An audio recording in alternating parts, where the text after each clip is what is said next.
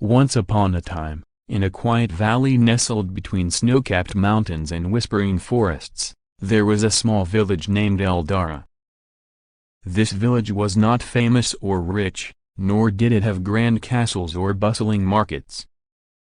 But it held something far more valuable: a legend, passed down through generations, about the Guardian of Time. Many centuries ago, the story began with a humble watchmaker named Ilian.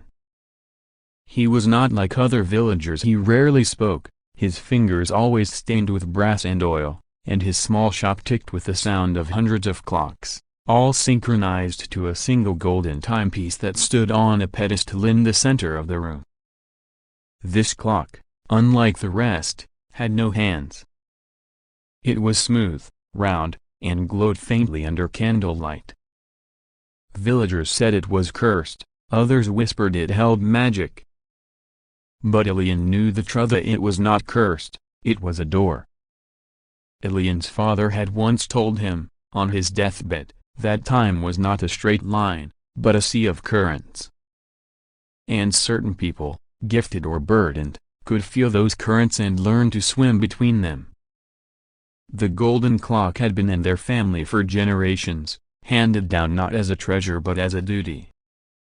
It was the key to the flow, the passage that connected different moments in time. But it could only be used in great need, and with even greater care. Ilian's life changed one winter night when a stranger arrived. The man wore a thick black cloak, his face mostly hidden. He entered Ilian's shop without a word, looked around at the clocks, and finally pointed to the golden one. "I've come for it," he said in a voice cold and sharp like frostbite. Ilian shook his head. "You cannot have it." The stranger pulled down his hood. He had no eyes, only dark hollows that seemed to pull in the light. "You don't understand. The thread is unraveling. If you do not act, the past will devour the present." Ilian had heard rumors. Across the land, time was behaving strangely. Crops bloomed in the dead of winter. Children aged years overnight. Entire villages woke up to find they had been thrust decades into the future. And now, the one thing he had sworn to protect was being asked for not by a thief, but perhaps a messenger. The stranger's hollow voice whispered again.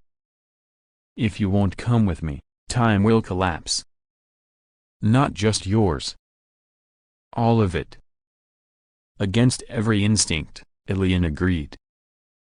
That night, under the light of a full moon, they placed their hands on the golden clock. Time dissolved around them, not like sleep, but like falling into still water. When Ilian opened his eyes, he stood not in his shop, but on a vast plain of mirrors. Above, there was no sky, only the reflection of countless clocks ticking at different speeds. The stranger gestured toward a crack, a splintered thread of light splitting through the mirrored floor. Through it, Ilian could see glimpses, a child's cry, a battlefield, a city burning, and the endless tick of seconds out of sync. The flow was breaking. Ilian realized the clocks in his shop had always been more than ornaments. They had been anchors, tuning forks, keeping his time stable. The stranger led him toward the crack. "You must weave the thread again," he said. "Only a guardian can." Ilian knelt, placed his fingers against the crack, and felt a rush of memory, not just his own, but of every moment he'd lived, loved, feared. He saw his mother laughing, his father whispering secrets of time, his younger self running barefoot through wet grass. Then he saw futures, some peaceful, some horrifying. With a deep breath, he began to mend the thread, using not tools or magic, but memory and choice. It took what felt like centuries. And when he finally stood again, the crack had vanished, replaced by a smooth, unbroken surface.